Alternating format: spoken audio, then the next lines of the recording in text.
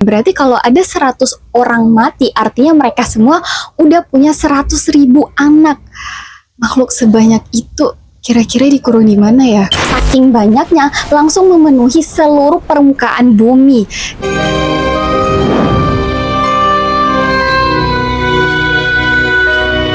Assalamualaikum, here we go. Ketemu lagi dengan aku Sarah Ladeo, pencerita yang demen nemenin kamu dimanapun kalian berada. Though for a part you guys are always in my heart. Oke, topik hari ini, bentar, aku tiba-tiba keinget tahu 92 hari lagi tuh udah Ramadan. Gak kerasa ya, kok waktu sekarang cepet banget gitu, tahu-tahu sore, tahu-tahu udah pagi. Kamu nyadar gak sih, siangnya pas tahun 2007-2010, tahun-tahun ke belakang tuh beda banget sama siang di tahun sekarang. Aku ngerasa semenjak COVID terjadi, dunia kayak berubah gitu. Ya gak sih? Apa jangan-jangan bumi makin kesini, makin kehilangan warnanya? Atau udah tanda-tanda kali ya kiamat semakin dekat, Nah, kali ini aku mau cerita salah satu tanda besar akhir zaman, yaitu kemunculan Ya'juj Ma'juj. Apakah mereka monster atau manusia kayak kita aja gitu bentuknya? Mereka kan digelari bangsa perusak. Sekarang aja kerusakan udah ada di mana-mana, Apa sih yang gak ada zaman sekarang? Kerusakan moral, kerusakan mental, kerusakan apalagi kerusakan sosial. Kalau kalian nonton videoku sebelumnya tentang konspirasi 2030 yang banyak negara-negara pasang target 2030 untuk menghadapi krisis struktural, semua lapisan sektor bakal krisis, prediksinya nanti itu bakal lebih parah daripada krisis COVID kemarin. Nah, itu semua gegara kerusakan akibat ulah manusia sendiri. Udah fix ini mah akhir zaman, serba rusak. Nah, khusus di video ini aku mau bahas teori konspirasi tentang keberadaan Ya'juj Ma'juj yang dikenal sebagai bangsa perusak menurut perspektif Muhammad Al-Idrisi. Jadi di video ini aku akan menganalisa peta berusia 871 tahun, Apakah mereka ada di Antartika, Georgia, Kyrgyzstan, Timur Cina, Armenia, or whatever it may be. Bagaimana ceritanya, Let's jump into the story.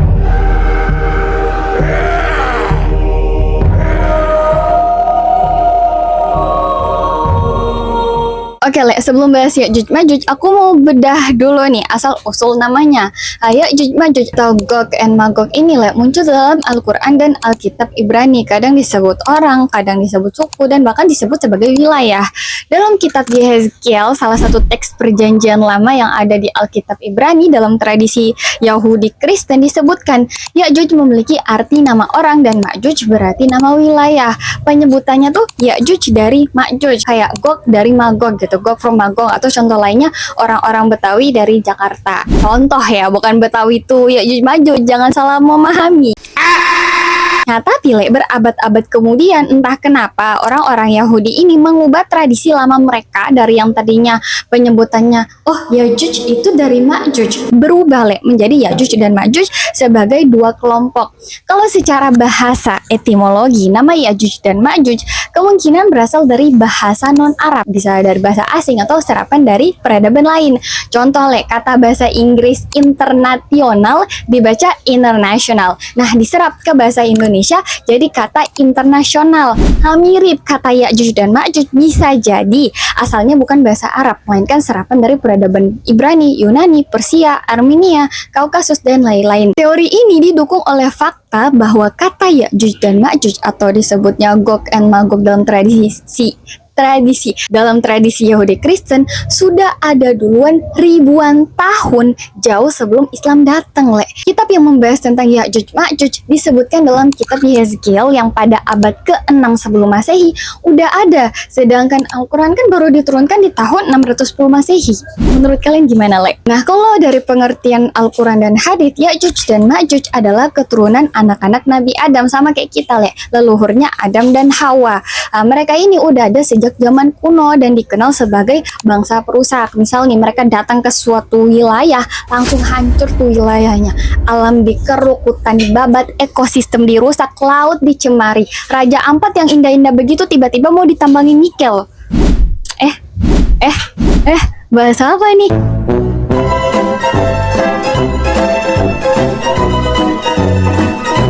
Nah, supaya kerusakan mereka nggak semakin menyebar, atas kehendak Allah, Ya'juj dan Ma'juj dikurunglah oleh Dzulkarnain. Nah, aku jelasin dulu ya, ciri-ciri kaum Ya'juj dan Ma'juj. Sampai kenapa sih mereka dijuluki bangsa perusak?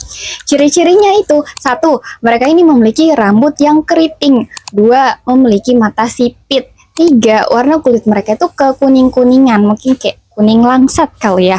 4, postur badan mereka gak terlalu tinggi dan gak terlalu pendek kayak manusia normal ya. Kayak kita orang Indonesia rata-rata berapa sih tingginya? Nah, terus yang kelima, mereka gak berbaur dengan manusia lain, cuman mereka aja gitu le. Lu bukan Yajuj Majuj, lu bukan circle gua ya. Bahkan gaya bergaul circle-circlean lo udah jadi gaya hidup Yajuj Majuj.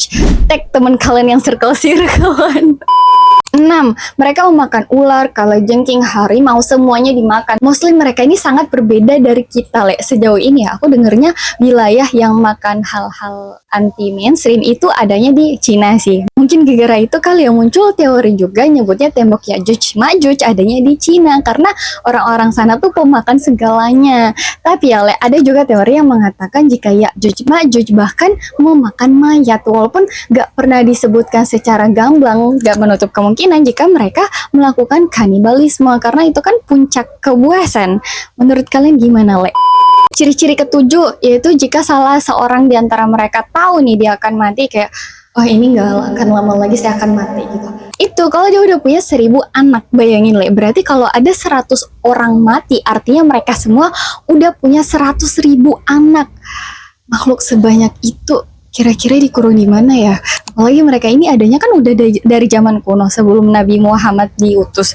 Misal ambil teori yang bilang Zulkarnain hidup di zaman Nabi Ibrahim kayak yang dijelasin Syekh Asim Al-Hakim. Some historians say that he was contemporary to Prophet and Messenger Ibrahim, peace be upon him. Please dah, aku jadi ingat ayat 96 Al-Anbiya. Di situ tertulis jelas, hingga apabila tembok Ya'juj dan Ma'juj dibukakan dan mereka turun dengan cepat dari seluruh tempat yang tinggi. Maksudnya itu saking banyaknya, le. Mereka itu kayak air bah, kayak air tsunami yang naik kan dataran langsung hilang tuh.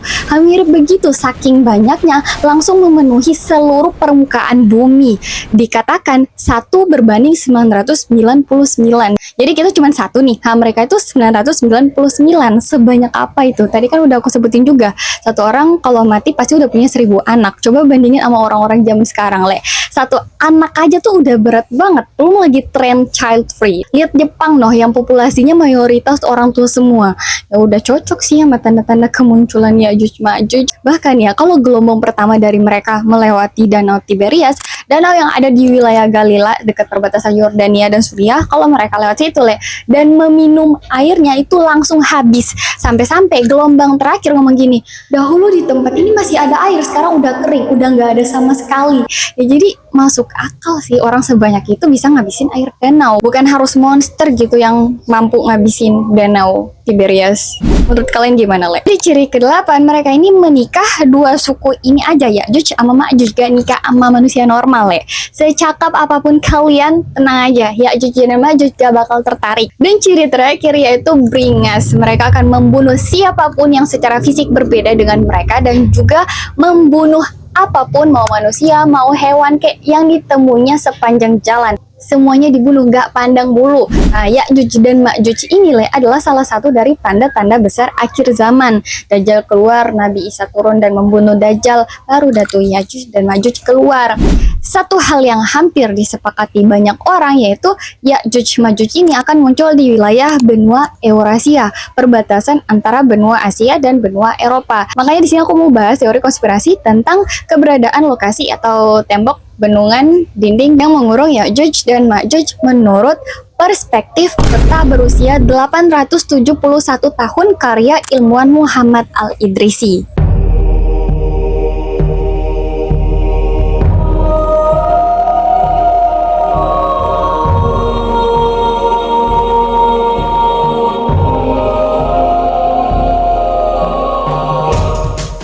Oke, le, teori ini mengatakan jika lokasi Ya'juj Ma'juj berada dalam peta berusia 871 tahun yang digambarkan oleh Muhammad Al-Idrisi. Emang dia siapa? Al-Idrisi ini le adalah salah satu ahli geografi besar dalam sejarah, salah satu pendiri geografi modern, yang seorang penulis dalam sastra, puisi, botani. Ia juga belajar filsafat, kedokteran, dan astronomi di Cordoba, kota tempat saat Islam berada di puncak kejayaan intelektual di Andalus, Spanyol, Eropa Barat. Tapi Le Al-Idrisi ini bukan sembarang geografer. Dia itu musafir dan penjelajah dunia yang memiliki otak brilian, super cerdas, dan ia lahir pada tahun 1100 Masehi di Maroko, Afrika Utara. Orang tuanya bangsawan, garis keturunannya sampai ke Rasulullah Shallallahu Alaihi Wasallam. Gegara itu Le, ia dijuluki Asy-Syarif Al-Idrisi, keturunan Rasulullah dari Hasan bin Ali. Dia mengembara, belajar agama, terus pergi dari Hijaz, Tihama, Mesir, Prancis, Inggris, sampai Konstantinopel. Dan setiap dia jalan, dia gambar. Lewat laut, dia gambar. Lewat daratan, dia gambar. Semua dicatat, Le. Karena itu, ia akhirnya diundang langsung oleh raja dari Sisilia, pulau terbesar di Mediterania. Kalau sekarang tuh udah masuk wilayah Italia, Le. Nah, dia dipanggil Raja Roger II dan diperintahkan untuk menciptakan peta dunia paling lengkap di zaman itu. Singkatnya, Al-Idrisi pun menciptakan 3 karya, yaitu globe perak, bola pertama di dunia yang pernah dibuat manusia. Ingat ya, pertama di dunia. Terus dia juga menulis kitab Nuzhat Al-Mustaq, buku kunci untuk membaca petanya, diterjemahkan ke puluhan bahasa. Ditulis selama 15 tahun, Le. 15 tahun baru bisa selesai, dan itu pun dikerjain terus-menerus, ngumpulin data, wawancara para pelaut, musafir, pedagang, dan ilmuwan. Revisi berulang kali, revisi, Le, selama 15 tahun. Ya Allah, bayangin, nyusun skripsi aja tuh udah mentality babak belur, stres. Ini loh revisi selama 15 tahun, dan itu dilakukan sambil mengembara di bumi. Kan dia gambar peta dunia, nanya ke orang, verifikasi kevalitannya. Gak kayak sekarang, untuk cross check atau nyari referensi tinggal ke perpustakaan atau duduk depan laptop nyari di internet. Dulu, Le, untuk nyari informasi sesusah itu. Bisa aja untuk dapetin satu info dia harus pergi ke negara-negara seberang dan jalan kaki, atau paling cepat naik kuda. Perjuangan. Dan lanjut karya ketiga, yaitu peta dunia Al-Idrisi, peta paling akurat pada masanya. Sekarang kita lihat, Le, gimana sih petanya. Oke, ini adalah peta berusia 871 tahun, peta berumur hampir 9 abad yang digambar oleh Al-Idrisi. Kalau kalian lihat peta-peta sekarang dari SD sampai kuliah, itu dibuat dari referensi peta Al-Idrisi. Dalam peta ini, Le, Al-Idrisi menggambar sebuah wilayah bernama Ya'juj dan Ma'juj, lengkap dengan gunung besar dan bendungan yang mengurung mereka. Apa nama gunung itu, Le? Gunung Mumira atau Gunung Kaf, gunung legendaris yang disebut di banyak literatur kuno sebagai gunung yang mengelilingi dunia. Diperkirakan bahwa di sinilah letak lokasi Ya'juj dan Ma'juj berada. Tapi, Le, aku udah coba buka Google Earth. Di sini aku coba nyamain. Aku udah coba nerjemahin beberapa wilayah yang bisa aku baca. Di sini kan ada Yaman, terus Hijaz. Kalau Hijaz tuh ingat aja Mekah sama Madinah, Le. Dari wilayah Yaman dan Hijaz pergi ke arah timur laut dan sedikit ke utara, di sebelah kiri ada Teluk Persia atau Teluk Arab. Kalau dari Hijaz ke bawah dikit melintasi Laut Merah ke arah barat ada Mesir, terus lanjut ke Syam yang kalau di zaman sekarang, Le, udah terpecah belah menjadi beberapa wilayah kayak Suriah, Lebanon, Yordania, dan Palestina. Semua daerah itu ada di sini, di Syam. Geser ke timur lagi, ini kan Laut Kaspia ya. Di sebelah kanannya Laut Hitam, Black Sea, nyambung ke Laut Marmara sampai ke Laut Mediterania, Le. Di bagian bawah ini ada Jerman dan wilayah sekitarnya, Eropa Tengah. Berarti paling ujung ini harusnya Spanyol. Kalau yang ini kan harusnya Norwegia, Finlandia, dan Swedia ya. Patokan dari wilayah yang bentuknya jamur. Yang ini kalau aku cari, Le, wilayah itu ada di Taman Nasional di Rusia. Berarti wilayah Ya'juj Ma'juj menurut peta Al-Idrisi, peta berumur 871 tahun, ada di sekitar sini, Le. Ada salah satu artikel yang aku dapat, artikel bahasa Arab. Di situ dia sebutin kalau letak Ya'juj Ma'juj berada di bagian kiri bawah peta di wilayah Siberia yang sangat terpencil dengan iklim yang sangat keras, dingin, ekstrim. Lihat, Le, ini kan Siberia ya, udah aku tandain. Disebutnya di sebelah kiri bawah, berarti di sekitar sini. Tempat itu digambarkan sebagai wilayah yang super terpencil, kayak dunia di ujung dunia. Dan tahu nggak, aku kan risetnya pakai bahasa Arab biar lebih lengkap gitu. Soalnya kan ini materi teori Islam ya. Aku nemu satu komen yang mind blowing. Dengar ya, aku bacain. Artinya kurang lebih begini. Lokasi Gog and Magog menurut peta Al-Idrisi saat ini berada di wilayah dekat atau mungkin bisa dibilang bagian dari lingkaran Arktik, wilayah Rusia. Nah, wilayah Arktik yang ini, Le, Rusia Utara. Di sana Uni Soviet yang sekarang terpecah menjadi Armenia, Azerbaijan, Belarus, Estonia, Georgia, Kazakhstan, Kyrgyzstan, Latvia, Lithuania, Moldova, Rusia, Tajikistan, Turkmenistan, Ukraina, dan Uzbekistan. Pokoknya komen ini nyebutnya Uni Soviet menggali lubang terdalam di dunia, seolah-olah sedang mencari sesuatu. Anehnya, mereka mendengar suara-suara aneh dan setiap kali berhenti menggali, mereka kembali dan mendapati lubang itu terisi tanah. Akhirnya mereka berhenti menggali sama sekali. Saya bekerja sebagai dokter di wilayah ini, dan yang juga menakjubkan adalah di wilayah ini selama musim panas, matahari terbit selama berminggu-minggu tanpa pernah terbenam. Hal ini disebutkan dalam Al-Quran dalam kisah Dzulkarnain ketika ia mendapati matahari terbit di atas kaum yang tidak memiliki tempat berlindung darinya. Sumpah ya, ini komen menurutku menarik banget. Tapi pertanyaannya, kalau Al-Idris menggambar peta berdasarkan perjalanan nyata menjelajahi bumi selama bertahun-tahun untuk menciptakan peta ini, tapi coba dah dipikir, kok bisa ia mampu menentukan lokasi Yajuj Majuj, padahal sampai hari ini kita kan hidup di dunia serba canggih kita ya daripada zaman dulu. Udah banyak juga orang-orang yang mencoba nyari tahu lokasi Yajuj Majuj di mana. Tapi sampai hari ini informasinya masih simpang siur. Buktinya aku masih buat video ini, gak ada bukti fisiknya, Terus Al-Idrisi dapat sumber dari mana kalau itu beneran letak lokasi Yajuj Majuj? Menurut kalian gimana? Oke itu dia teori konspirasi dari keberadaan lokasi Yajuj Majuj. Karena aku pengen upload seminggu sekali, makanya video ini aku cuman bahas satu teori aja. Kepanjangan ntar jadi berjam-jam pada bosen. Nah nanti bakal aku buatin lagi di video selanjutnya, nggak harus berurutan sih. Intinya akan aku buatin lah video-video kayak gini dari perspektif ulama yang berbeda-beda. Terus nanti semuanya mau aku gabungin baru ditarik kesimpulan. Kalau kalian suka video ini silahkan like dan share ke teman, kerabat, gebetan, keluarga, siapa tahu gitu ada di antara kalian yang punya teori lain tentang lokasi keberadaan Yajuj Majuj. Silakan komen, feel free, kalau bisa ada sumber atau rujukannya juga biar pas riset aku nggak terlalu susah gitu nyari referensinya. Oke, semoga video-videoku bisa menghibur. Sip lah, bye-bye.